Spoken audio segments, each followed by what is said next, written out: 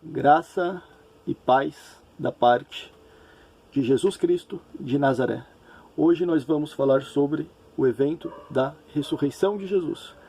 E nós vamos ler o texto relatado em Mateus 28. Quem quiser me acompanhar na leitura, Mateus 28. Depois do sábado, quando amanhecia, o primeiro dia da semana, Maria Madalena e a outra Maria foram ver o túmulo.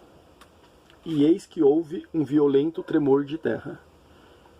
Um anjo do Senhor desceu do céu, rolou a pedra e sentou-se sobre ela. Resplandecia como relâmpago e suas vestes eram brancas como a neve. Vendo isto, os guardas pensaram que morreriam de pavor. O anjo disse às mulheres: não temais, sei que procurais a Jesus que foi crucificado. Não está aqui, ressuscitou, como havia anunciado. Vinde e vede o lugar em que ele repousou. Ide depressa e dizei aos discípulos que ele ressuscitou dos mortos. Ele vos precede na Galileia, lá o haveis de rever. Eu vô-lo disse.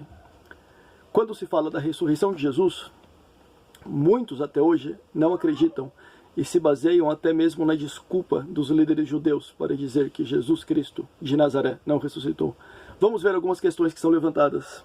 Os soldados que guardavam o túmulo foram os primeiros a testemunhar a ressurreição de Jesus, conforme o Evangelho de Mateus, capítulo 28.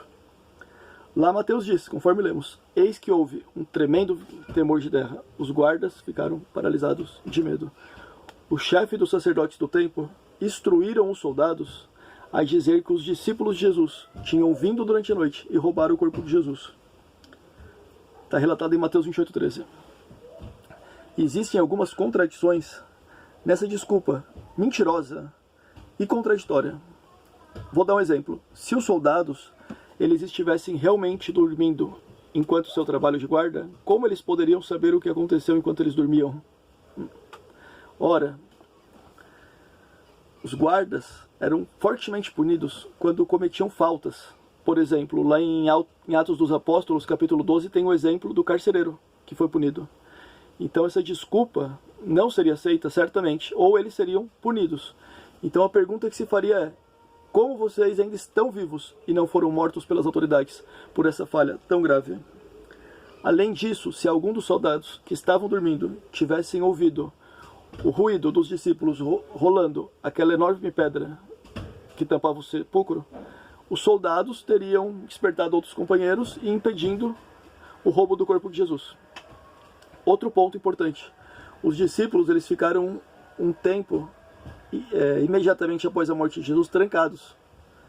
Eles estavam com medo. Então, se os discípulos tivessem roubado o corpo de Jesus, eles anunciariam ao mundo, né, para ganhar vantagem na causa de anunciar o evangelismo. Só que eles esperaram 50 dias para tornar esse fato conhecido a todo o público. Todas as desculpas dos sacerdotes são tão frágeis que podem ser facilmente derrubadas. O fato é, as forças do mal não podem vencer a ressurreição de Jesus. Ele realmente ressuscitou. Os discípulos viram algo, tocaram nele, comeram com ele. E isso os transformou em homens medrosos, em corajosos anunciadores do Evangelho. Na maioria das ocasiões, os discípulos morreram como mártires e defenderam até o final. O Cristo de Nazaré ressuscitou. Os que não foram mártires terminaram seus dias presos, como São João, na ilha de Patmos. Somente uma grande experiência, a experiência da ressurreição de Jesus, ela é a pedra angular da sua fé, da nossa fé, da minha fé.